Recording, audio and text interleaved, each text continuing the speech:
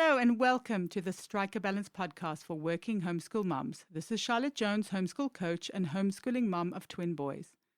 I know it can feel really overwhelming to keep all the balls in the air all the time, so each week I chat about tips and strategies for being a happy and thriving working homeschool mom that you can implement in your life too.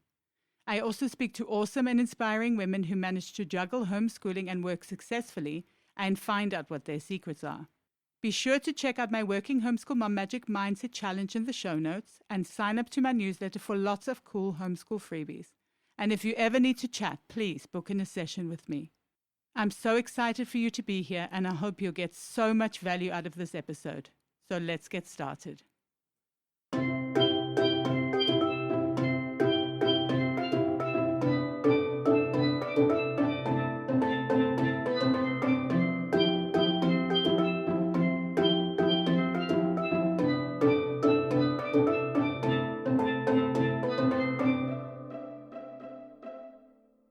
Hello, lovely friends. I'm so happy to have you here. So today's episode is about how journaling can help you if you are a stressed working homeschool mom and how it can help you to cope better. So I think we all have a pretty good idea of how journaling can help, as it's something that's very fashionable at the moment. Lots of people talk about journaling, but in this episode, I want to speak specifically about how journaling can help you as a stressed working homeschool mom. Now, I know that adding on another task to your already stuffed schedule seems crazy, but I really want you to hear me out because I really think it is so worth it. So let's start by covering the kind of well-known benefits of journaling. There is a wide range of benefits. For example, positive psychology speaks about 83 ways that journaling can help with depression, anxiety, or stress. And just to name a few, journaling can help with expressing and getting rid of negative emotions, which is always useful, moving past overthinking and onto taking action. And overthinking is often linked with depression. Ruminating, they call it, or ruminating or overthinking. But so you can move past that and onto action. And then creative expression, which is a great form of self-care in itself. So there are many more ways that journaling can help you to move through difficult times in your life and see everything more clearly. But what about journaling for working homeschool moms? So I have used journaling to get through some tough times, and I try to do it as often as I can to stay present and mindful. I actually have 5 different journals going at the same time. I have one for personal goals, for finances, for homeschooling and parenting, just for general stream of consciousness writing, and for my business. So you can see that I do believe in journaling. And I just want to highlight some of the ways that writing has helped me as a working homeschool mom. And I hope that they can convince you to take up journaling as well if you don't already. So first of all, journaling is great for quick self-care. So as working homeschool moms, time is a precious, precious commodity. So we have to learn to use it as effectively and as efficiently as possible. And we all know the importance of self-care. I have spoken about it before, but often there's not enough time to have hours and hours of self-care, to work out for 3 hours, not 3 hours, I mean, that's exaggerating, but to work out for 1 or 1.5 hours a day, every day. So journaling is something that is very effective and it can be done very, very quickly. So even if you have just a few minutes to spare, you can have a few mindful minutes of writing to ground yourself and to help you to take a breath, to have a breather. You can dream about the future and what you would like to achieve. And you can also write out what's annoying you and in this way try to let it go. So even a few minutes of writing can have a really big impact on your day. Journaling also helps you to keep your eye on the prize. Often when life is hectic and chaotic, we lose the ability to dream and hope for the future. I know for myself, when this is the case, life becomes a grind and all the magic drains out of my life and I feel resentful and upset and unmotivated. I'm an Aquarius, so I do like magic and wonder in my life. It is important to me. I do believe in magical, wondrous things.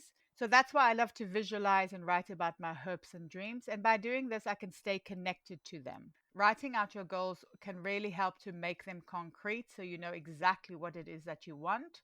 And this really helps because then you're able to figure out the next steps that you need to take to achieve them, so you can break down your big goal into smaller steps. And it also helps to keep them top of mind so that you're always working towards them. So if you are very clear about your goals, the decisions that you make should all align with what you are trying to achieve. And if you know what they're, if they are top of mind, then this is much easier.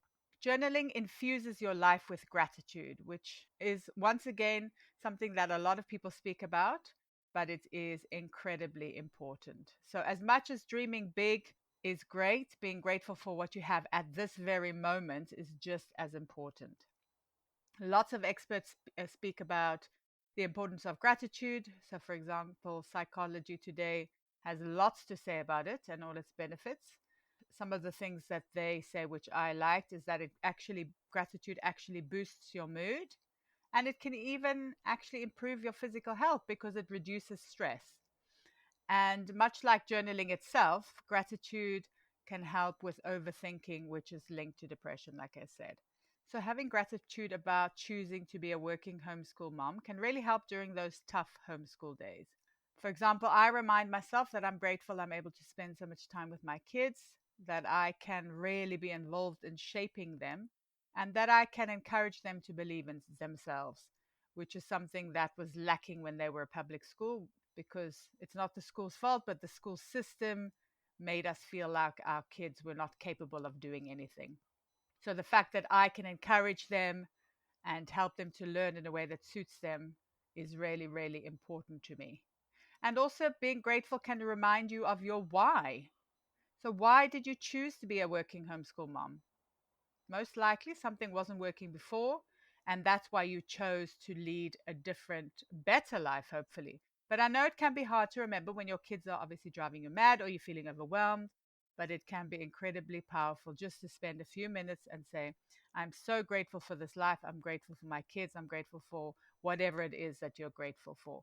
And if you write it down, you can also refer back, and it also kind of makes it slightly more powerful when you write things down. The next point is something that's very important to me. Journaling can show you where you are and where you were. So like I said, I have a journal specifically for homeschooling and parenting. So I write down how our children reacted or how they acted during a particular homeschool day, and also I can write down I usually write down how I feel as well. So this information is vital for crafting a homeschool that works for all of us, because it can help me to see how the boys are progressing. And like I said before, when they're in public school, we felt like they weren't hitting all the milestones, but they are definitely progressing. They are definitely moving forward. And I know this because I have proof. I've seen. It also helps to see the beginning and end of phases, because my children tend to go through phases. I can see that we're in the beginning of a phase. I can refer to previous phases and see that all phases come to an end, and or where we are in a phase, for example, if they'd done something like this before. And it just really helps to make the phases seem less hectic and that they are unending. And I can also obviously see what they responded to and what they really enjoyed. And I also have a very clear picture of our homeschooling journey, the ups and the downs, and everything that we've accomplished along the way. With this data, like I said, I'm able to offer my kids more of what they like, which has in turn led to more success in homeschooling. And I also usually have a very good idea if something new is going to work for them or not. And I have said before that my children are neurodiverse, so they can very easily become reluctant learners, which can be very frustrating. Because I have this record of what they've done and how they acted and how they reacted, I know that I am not failing and that my kids are progressing, like I said. And it also takes the pressure off during tough times, so we don't have to push when the kids are just not in the mood. So I think this for us this is a really important aspect of journaling. So I hope that this episode has given you the motivation to start journaling if you're not already, and that you'll even start today. So if it does seem intimidating, I say just to keep it super, super simple. Grab a notebook and a pen and just start writing. You can start with stream of consciousness and see what comes out. There's no right or wrong way to do it, but you just have to start. And you'll be surprised by what comes out. You'll be surprised by Maybe it's the opportunity to see your true feelings, and also to release stress if you're feeling really, really stressed. To just take a few minutes to write all those negative feelings out so that you can get them out, and so you can be less reactive when dealing with your kids or during your day. So if you do start journaling, I would love to hear how it goes for you, all the benefits that you feel. So you please reach out. You can reach out my website, mylittlehomeschool.com, on Instagram, Charlotte Jones 24/7, on Facebook, My Little Homeschool, and let me know how it goes for you. I'm convinced that you will see a lot of benefits from journaling as a working homeschool mom. I really hope you enjoyed the episode today. Drop me a DM on Instagram or post on the Working Homeschool Mom support group over on Facebook, and let me know what resonated the most with you. It would also be great if you could rate, review, and subscribe, or share the podcast with a working homeschool mom who might need it. Until next time, take care.